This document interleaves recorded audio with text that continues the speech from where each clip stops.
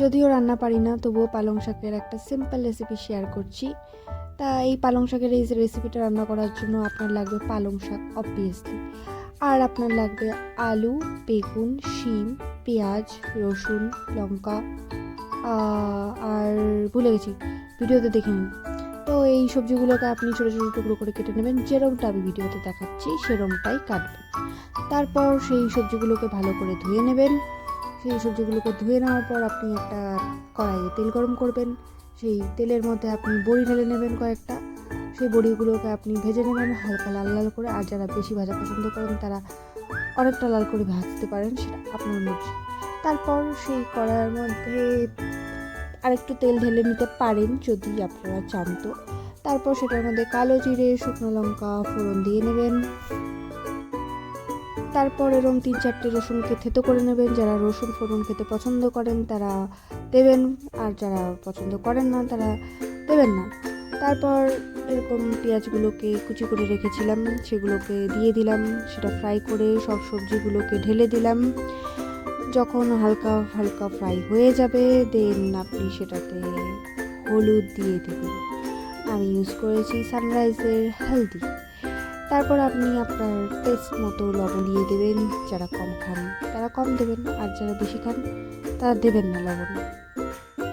Jokes apart, আবার লবণ কম খাওয়া ভালো। তারপর এরকম চিড়ে রাখা লঙ্কাগুলোকে আপনি দিয়ে দেবেন। দেন পালং শাকগুলোকে সব দিয়ে দেবেন।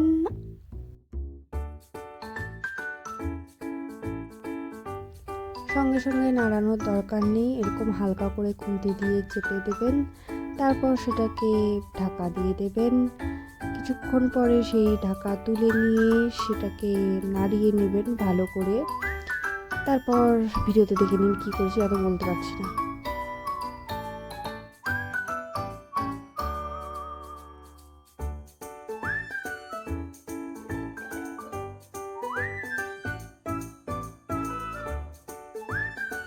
সবজিগুলো যখন মজে আসবে তখন বড়িগুলোকে এরকম ক্রাশ করে নেবেন।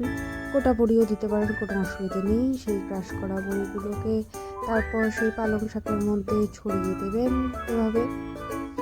দেন আপনি আপনার টেস্ট মতো অল্প চিনি অ্যাড করে নিতে পারেন। পালং শাকের মধ্যে অল্প চিনি অ্যাড করলে বেশ খেতে ভালোই লাগে।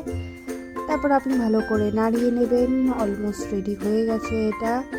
তারপর আপনি দেখতেই পাচ্ছেন কত সুন্দর লাগছে দেখতে। হয়ে গেল আমাদের পালং শাক রান্না করা। তারপর কড়াই থেকে তুলে নেবেন।